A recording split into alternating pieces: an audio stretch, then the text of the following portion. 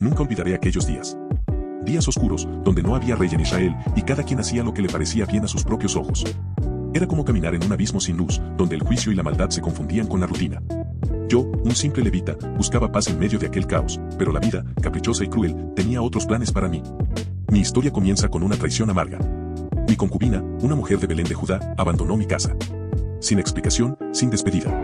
El dolor que sentí fue punzante, como una espada rota atravesándome el alma. Durante días, me debatí entre el rencor y el amor que aún sentía por ella. Finalmente, impulsado por el deseo de redimir nuestra historia, decidí viajar hasta la casa de su padre para traerla de vuelta. No era un viaje corto ni seguro, pero algo en mí me decía que debía intentarlo. Cuando llegué, su padre me recibió con brazos abiertos, casi como si quisiera redimirse por su hija. Me ofreció hospitalidad, vino, pan y conversaciones interminables que, aunque amables, parecían tener un trasfondo oculto. Me retuvo un día, luego 2, luego 3, hasta 5 días completos.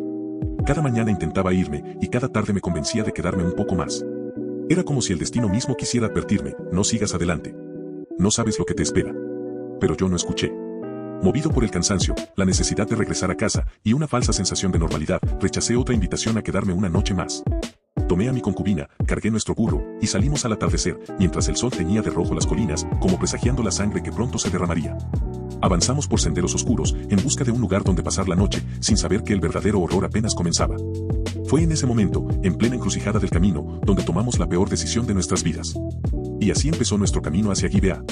La tarde avanzaba rápido, y mientras el cielo se oscurecía, mis pasos se aceleraban. Con mi concubina a mi lado y el criado guiando el burro, buscábamos con urgencia un refugio antes de que la noche nos atrapara.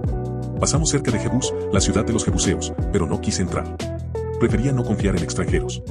Mejor buscaríamos hospitalidad entre los de nuestra propia sangre.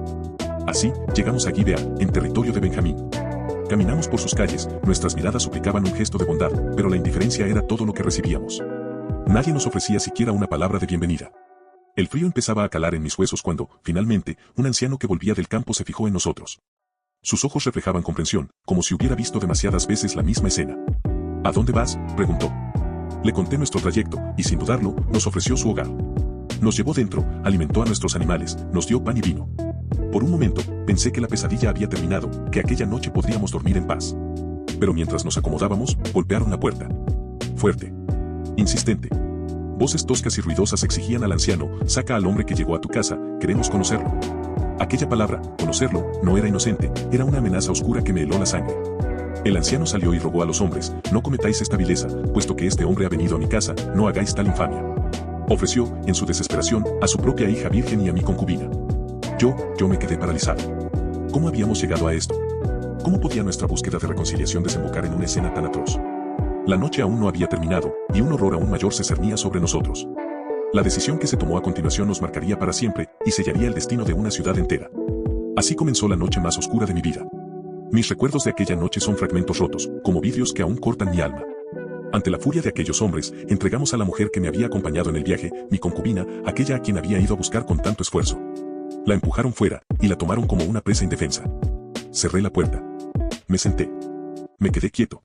La escuché gritar. La escuché llorar. La escuché rogar.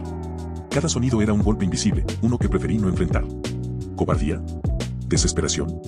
No sé qué nombre ponerle a esa parálisis que me devoró vivo. Toda la noche la violentaron, sin compasión, como bestia sin alma. Y yo esperé que amaneciera, como si la luz pudiera limpiar la suciedad que ahora cubría nuestras vidas. Cuando el sol asomó, abrí la puerta. Allí estaba ella, tendida en el umbral, su mano extendida hacia la puerta como si hubiese intentado alcanzarme, como si su último acto hubiera sido buscar refugio, y yo no se lo había dado. La llamé. No respondió. La toqué. No se movió. Mi corazón, endurecido por la culpa, no supo si llorar o maldecir.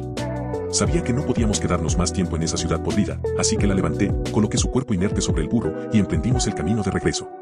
Cada paso era una sentencia. Pero dentro de mí, algo hervía. No podía dejar esto así. No podía permitir que la atrocidad cometida quedara en el olvido. Debía hacer que todo Israel viera lo que había pasado. Que sintieran el mismo asco, el mismo dolor, la misma rabia. Lo que hice después fue terrible. Y aún hoy, me atormenta en cada pesadilla. Porque el horror no terminó en Gibeá, apenas comenzaba. De regreso en casa, el peso del silencio me aplastaba. Allí, en la soledad de mi habitación, contemplé su cuerpo sin vida. No era solo su muerte lo que me quemaba por dentro, sino el hecho de que todo Israel parecía haberse acostumbrado a la corrupción, a la indiferencia, al olvido de la justicia. Algo dentro de mí se quebró. Algo que ya no podía repararse. Entonces tomé un cuchillo. Con manos temblorosas, la dividí en 12 partes. No lo hice por odio, lo hice por desesperación. Cada parte era un clamor mudo, una llamada sangrienta a la conciencia de las 12 tribus. Cada pedazo que envié era una pregunta: ¿hasta cuándo toleraréis esta maldad entre vosotros? Cuando los hombres de Israel vieron las partes, la conmoción fue instantánea. Cada aldea, cada región, cada hogar fue sacudido por el horror.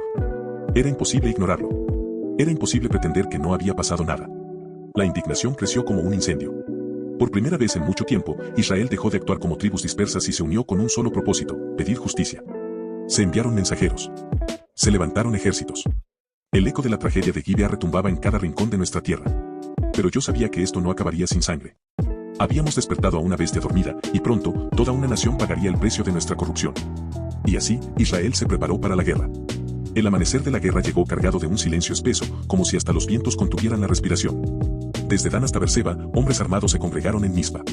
Todos unidos, no por política, no por ambición, sino por una verdad desgarradora: no podíamos seguir permitiendo tal depravación entre nosotros. Relaté mi historia ante toda la asamblea. Cada palabra que pronunciaba pesaba como una piedra en el pecho de quienes me escuchaban. No omití nada. Ni mi viaje, ni la traición de Gibea, ni la brutalidad que acabó con la vida de mi concubina. Terminé con un solo clamor: dad consejo aquí mismo sobre qué debemos hacer. La decisión fue unánime: no dejaríamos impune aquella infamia. Se exigió a la tribu de Benjamín que entregara a los malvados de Gibea, pero ellos, obstinados y ciegos, se negaron. Eligieron proteger a los culpables antes que arrepentirse. Y así, Israel se levantó como un solo hombre contra Benjamín. El resultado fue una guerra civil sangrienta, una tragedia que casi extermina a una de las 12 tribus. Hermanos contra hermanos. Hijos contra padres. Sangre sobre sangre. Al final, Gibea fue reducida a cenizas. El precio de la corrupción fue devastador. Pero la herida que dejó en nuestros corazones fue aún más profunda. Hasta el día de hoy, cada vez que cierro los ojos, escucho el grito de mi concubina resonando en la noche. Un recordatorio perpetuo de los días en que Israel olvidó a su Dios, y cada uno hacía lo que bien le parecía. ¿Y sabes qué es lo más terrible? Que historias como esta, tan oscuras, fueron censuradas, ocultas, suprimidas, como si negarlas pudiera borrar las cicatrices que dejaron. Pero no importa cuánto intenten esconderla, Jueces 19 es una advertencia eterna. Una historia que jamás debemos olvidar.